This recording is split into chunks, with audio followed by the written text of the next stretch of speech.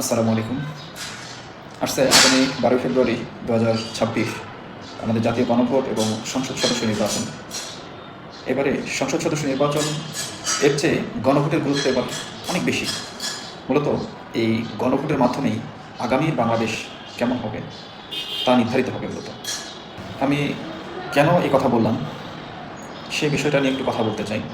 পাশাপাশি আমাদের সাধারণ জনগণ হিসাবে আমাদের করণীয় কী, হ্যাঁ ভোট দিব নাকি না ভোট দিব, কোনটা আসলে করা উচিত, এই বিষয়টা নিয়ে একটু কথা বলতে চাই। আমরা মোটামুটি সবাই অবগত আছি যে গত 15 বছরে প্রায় বাংলাদেশ থেকে 28 লক্ষ কোটি টাকা বিদেশে পাচার হয়েছে। আমি আবার বলছি, সংখ্যাটা 28 লক্ষ কোটি টাকা, 28 কোটি টাকা না, 28 লক্ষ কোটি টাকা, যা বাংলাদেশের এক বছরে আর্থিক বাজেটের 4 গুণ। অর্থাৎ এই টাকাটা দিয়ে বাংলাদেশে আগামী 4 বছর, অর্থাৎ 4 বছরের বাজেট দেওয়া সম্ভব। এই পরিমাণ টাকা বাংলাদেশ থেকে বিদেশে পাচার হয়েছে। তো এই টাকাটা অবশ্যই টাকায় পাচার হয়নি, ডলার, ইউরো কিংবা পাউন্ডে দেশ থেকে বিদেশে পাচার হয়েছে। তো স্বাভাবিকভাবেই বাংলাদেশ ব্যাংকের রিজার্ভের উপর চাপ পড়ে গেছে, রিজার্ভ কমে গেছে, আমদানি মূল্য বেড়ে গেছে, ব্যবসায়ীরা এলসি করতে পারতেছিল না। আমরা শেষ সময় দেখেছি যে 24-এর গণঅভ্যুত্থান পূর্ববর্তী যে অবস্থা, অর্থনৈতিক অবস্থা দাঁড়িয়েছিল, হয়তো আওয়ামী লীগ সরকার অটোমেটিকলি কলাপস করতো অর্থনৈতিক দিক দিয়ে, কারণ তারা কোনোভাবেই কুলে উঠতে পারতেছিল না যে এটা কীভাবে আসলে ট্যাকল দেওয়া সম্ভব, বা এরকম কুল কিনারা খুঁজে পাচ্ছিল না সরকার। কেননা এই অবস্থায় পৌঁছে গেছে ডলার সংকট এবং নিত্য পণ্যের যে আকাশ ছোঁয়া দাম, সেটা মূলত অনেক কারণ আছে। তার মধ্যে প্রধান যে কারণটা, বা একটা যদি স্ট্রং কারণ বলি, সেটা হচ্ছে এই 28 লক্ষ কোটি টাকার মতো বিশাল একটা অ্যামাউন্ট পাচার হয়ে গেছে। 2009 সালে যখন নির্বাচনের মাধ্যমে আওয়ামী লীগ সরকার ক্ষমতায় আসে, ঠিক সে সময় ডলারের মূল্য $1 সমান হচ্ছে 70 থেকে 75 টাকার মধ্যেই ছিল, যেটা 24-এর দিকে এসে প্রায় সেটা 120 টাকা, 125 টাকা $1 মূল্য হয়ে গেছে। তার মানে অলমোস্ট 70%, 60-70%-এর মতো ডলারের দাম বেড়ে গেছে।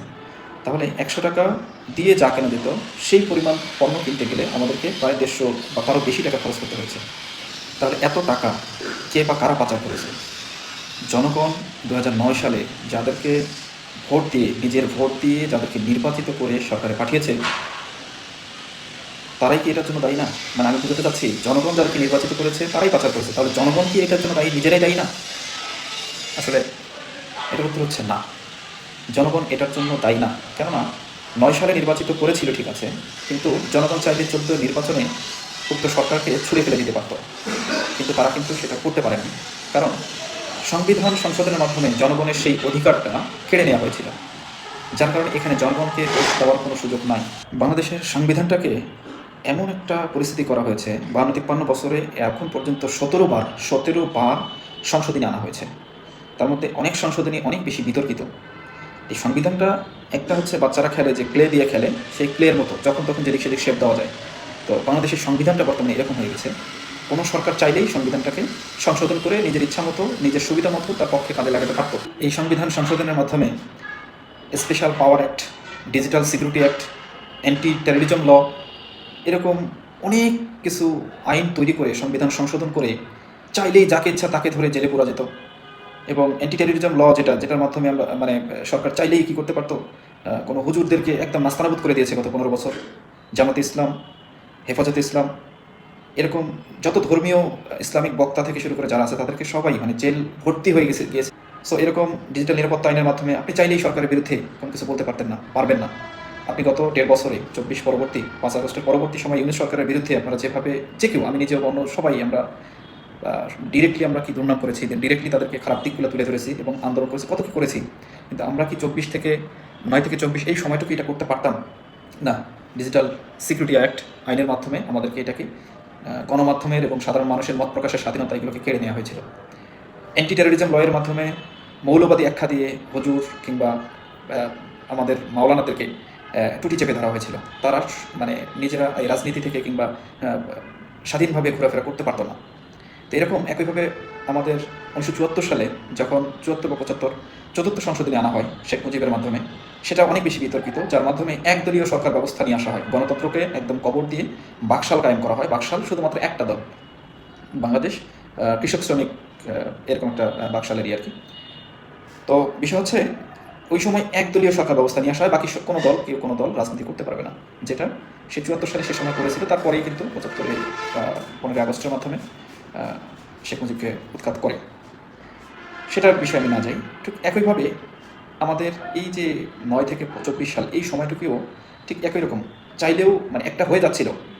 আমরা ইউনিভার্সিটিতে থাকা অবস্থায় ছাত্রদল কিংবা ছাত্র শিবির কেউ বুক ফুলায় করবে বা বলবে আমি ওদেরকে সাপোর্ট করি বা তাদের সাথে মানে কেউ প্রকাশ্যে এটা ঘোষণা দেওয়ার এক সাহসটুকু ছিল না। এই সময়টুকু 9 থেকে 24 সাল পর্যন্ত এই সময়টুকু কেউ কোনো দলীয় রাজনীতি, ছাত্রলীগ ছাড়া, যুবলীগ ছাড়া অন্য কোনো দলের কোনো স্লোগান কিংবা কথাবার্তা বলা কিংবা প্রকাশ্যে তারা রাজনীতি করার স্বাধীনতা হারিয়ে ফেলেছিল। তো এইগুলা প্রধান কারণ কী ছিল? এই সংবিধান সংশোধন। কারণ এই সংবিধানের মাধ্যমেই গণতন্ত্রকে টুটি চেপে ধরা হয়েছে। এটা চাইলেই এটার মাধ্যমে তার বিরোধী দলকে দমন পীড়ন করা যায় এবং এভাবেই একটা ফ্যাসিজম কায়েম হয়েছিল। ফ্যাসিস্ট সরকার ক্ষমতা চলে এসেছিল বা এখনও কিন্তু সেই ফাঁক ফোকরটা থেকে গেছে আমাদের সংবিধানের। আবার আমরা 12 তারিখে ভোট দিব, নির্বাচন হবে, এমপি প্রার্থীরা নির্বাচিত হবে। ঠিক এই সংবিধান সংশোধনের মাধ্যমে আবার তাদের মন মতো বিভিন্ন শেপে নিয়ে এসে তারা দুর্নীতি করতে পারবে, করার সুযোগটা বাংলাদেশের সংবিধানেই থেকে গেছে। এজন্য এইটা যাতে না হয় সেই কারণেই এই যে জুলাই সনদ এবং গণভোট এটাকে প্রোটেক্ট করার জন্যই, যাতে এইটা কোনো সরকার করতে না পারে, এটার জন্যই মূলত এই গণভোটের বিষয়টা সামনে আসতেছে। বর্তমান সিস্টেমে সংবিধান সংশোধন করার জন্য সংসদ সদস্যদের 2/3 ভোট পেলেই একটা সংবিধানকে সংশোধনী আনা যায়। একটা উদাহরণের মাধ্যমে দেখি, ধরেন একটা দল একটা নির্বাচনে 300 আসনে নির্বাচন হচ্ছে এবং 100% ভোটার সেখানে ভোট দিল। একটা দল 51%, গোটা বাংলাদেশের যত ভোটার আছে তার 51% ভোট পেয়ে সরকার গঠন করলো এবং ধরে নিলাম যুক্তির খাতিরে 300টা আসনই ওই দলটা পেল। তার মানে ওই সংসদে 100% তার নিজস্ব দলীয় সংসদ সদস্য। এখন ওই সরকার যদি কোনো একটা সংশোধনী আনে সংবিধানের তার সুবিধা মতো, তাহলে সেটা কি হ্যাঁ পক্ষে যাবে না? অবশ্যই যাবে, সেই সংশোধনীটা চলে আসবে। তাহলে এই সংশোধনীতে কি ওই যে 49% লোক ভোট দেয়নি, তাকে 51% লোক ভোট দিয়ে নির্বাচিত করেছে, তার মানে বাকি 49% কিন্তু দেয়নি। তাহলে ওই সংশোধনীটা ওই 49% লোক নাও চাইতে পারে, তারা এই সংশোধনের বিরুদ্ধে চাইতে পারে। কিন্তু বর্তমান প্রেক্ষাপটে এটা সম্ভব নয়। এই কারণেই গণভোটটা দরকার। গণভোটে যখন আসবে, যখন পিআর সিস্টেমে চলে আসবে, ওই 49%-এর জন্য উচ্চকক্ষে 2টা যে কক্ষ হবে, তার উচ্চকক্ষে 100 জন প্রতিনিধির মধ্যে 49% মানে 49 জন প্রতিনিধি থাকবে।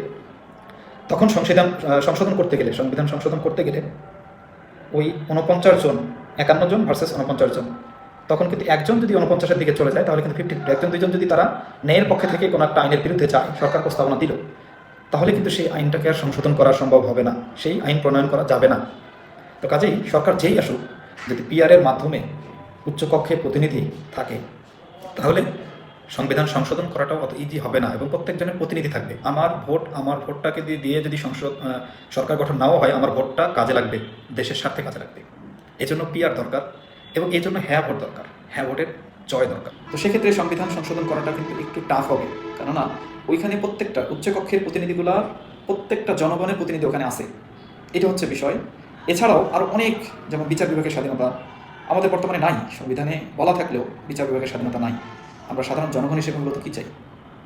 আমরা আমাদের স্বাধীনতা চাই, ফ্রিডম চাই, কথা বলার স্বাধীনতা চাই, আমরা ন্যায় বিচার চাই, ইনসাফ চাই, আমরা আমাদের যে নিত্যপণ্যের যে মূল্য সেটা আমাদের সহনীয় পর্যায়ের মধ্যে চাই এবং আমাদের বাচ্চাদের, সন্তানদের শিক্ষার যে মানে মূলত মৌলিক চাহিদা যেগুলো, খাদ্য, বস্ত্র, বাসস্থান, শিক্ষা, চিকিৎসা, এইগুলাকে যদি আমরা আগামীতে দুর্নীতিমুক্ত এবং ন্যায় বিচার প্রতিষ্ঠা করতে চাই, এরকম অনেকগুলো বিষয় আছে যেগুলো আমরা এই গণভোটে যদি হ্যাঁ জয়যুক্ত হয় সেগুলো সামনে চলে আসবে এবং সেগুলা মাধ্যমে ফেসিস্ট আর কায়েম হবে না। যদি গণভোটের মাধ্যমে হ্যাঁ জয়যুক্ত হয় তাহলে পরবর্তীতে নিয়ম হবে কোনো একটা দলের কেউ প্রধানমন্ত্রী হিসাবে বাংলাদেশে 2 বারের বেশি প্রধানমন্ত্রী থাকতে পারবে না, কেউ ফেসিস্ট হয়ে উঠতে পারবে না। তো এখানেই একটা বিষয়, এটা এরকম একটা পরিবর্তন আসবে। উক্ত গণভোটে 12 তারিখের গণভোটে হ্যাঁ জয়যুক্ত হলে আমাদের সংবিধানের অনেক জায়গায় অনেক ফাঁক ফোকর আছে, সেগুলো সংশোধন হবে এবং যে কোনো সরকার যেই আসুক, বিএনপি কিংবা জামাত ইসলামী, যে দলই ক্ষমতায় আসুক না কেন, তারা সেই সংস্কারগুলো করতে বাধ্য থাকবে।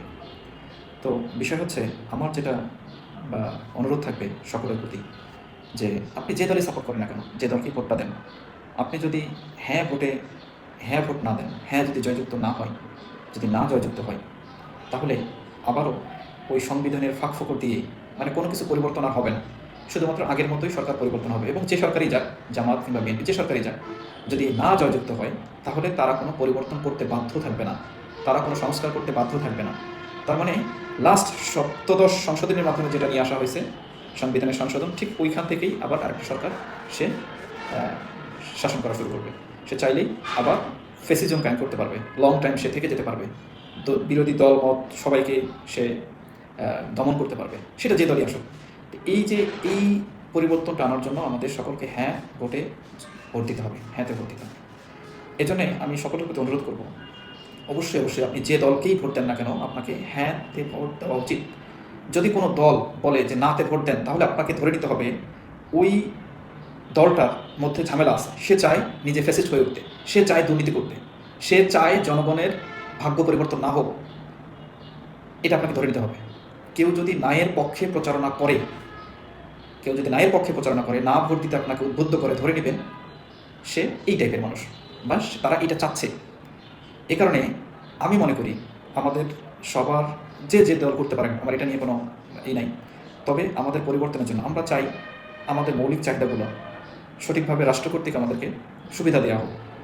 আমরা চাই আমাদের দুর্নীতি কমে যাক, বা দুর্নীতি না থাক। দুর্নীতি যদি না থাকে, মেধাবীরাই তাদের জায়গায় যাবে, খেটে খাওয়া মানুষগুলো তাদের অধিকার পাবে, ফিরে পাবে, তাদের ইনকামের মধ্য থেকেই তারা নিত্যপণ্য জিনিসপত্র কিনতে পারবে।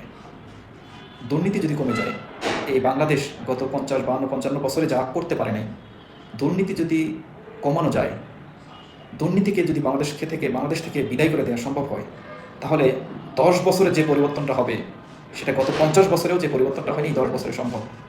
আর এই সিস্টেমের মধ্যে যাতে আমরা যেতে পারি, আমরা যেন চাইলেই একটা সরকার আমাদের বিরুদ্ধে, জনগণের বিরুদ্ধে যাচ্ছে, তো তাকে যেন আমরা ছুঁড়ে ফেলতে পারি, ভোটাধিকার যেন আমরা প্রয়োগ করতে পারি, বিচার ব্যবস্থা, প্রশাসন, এসব বিষয়গুলোকে যেন আমরা আমাদের কাজে লাগাইতে পারি, জনগণের স্বার্থে লাগাইতে পারি, তারা যেন সরকারের গোলামি না করে, বিচার ব্যবস্থাটাকে বিশেষ করে। আমরা যদি এটা চাই, এই পরিবর্তনগুলো যদি চাই, অবশ্যই অবশ্যই আমাদেরকে হ্যাঁকে জয়যুক্ত করতে হবে, হ্যাঁতে ভোট দিতে হবে। এজন্য আমি সকলের কাছে আকুল আবেদন করি, অনুরোধ জানাই, আপনারা যে দলেই ভোট দেন না কেন, তবে গণভোটে হ্যাঁতে ভোটটা দেবেন অবশ্যই। আমি নিজেও হ্যাঁতে ভোট দিতে চাই। আমি ঢাকা থেকে আমার দিনাজপুরে আমি ভোট দেওয়ার জন্য আসবো ইনশাল্লাহ। আমার দায়বদ্ধতা থেকেই আমি যাব, আশা করি অনেকেই এই কাজটাই করবে। সকলেই নিজ নিজ জায়গা থেকে হ্যাঁ ভোটের পক্ষে ভোট দেওয়া উচিত এবং অন্যকে উদ্বুদ্ধ করা উচিত। অন্তত এবার আপনি যাকেই ভোট দেন না কেন, ঠিক 5 বছর পরে নির্বাচনে যেন আপনি আপনার ভুলটা বুঝতে পেরে ভোটটা এই দিকে না দিয়ে এই দিকে দিতে পারেন। বিষয়টা হচ্ছে এইবারই সুযোগ, এটাকে যদি আমরা হ্যাঁ ভোটের মাধ্যমে দিয়ে, হ্যাঁ ভোট দিয়ে যদি আমার ইচ্ছা মতো একটা মার্কাকে ভোট দিই, তাহলে অন্তত পরের বার আমার ভুলটাকে সংশোধন করার সুযোগটা থাকবে। না হলে আবার হয়তো বা 15, 20, 25, 50 বছরের জন্য আমরা ফেসিজমের মধ্যে ঢুকে যেতে পারি। তাই সবাইকে অনুরোধ থাকবে হ্যাঁতে ভোট দেওয়ার জন্য। সকলের কাছে আমি আমার জন্য ব্যক্তিগতভাবে দোয়া কামনা করি, সবাই আমার জন্য দোয়া করবেন। সবাই ভালো থাকবেন। আসসালামু আলাইকুম।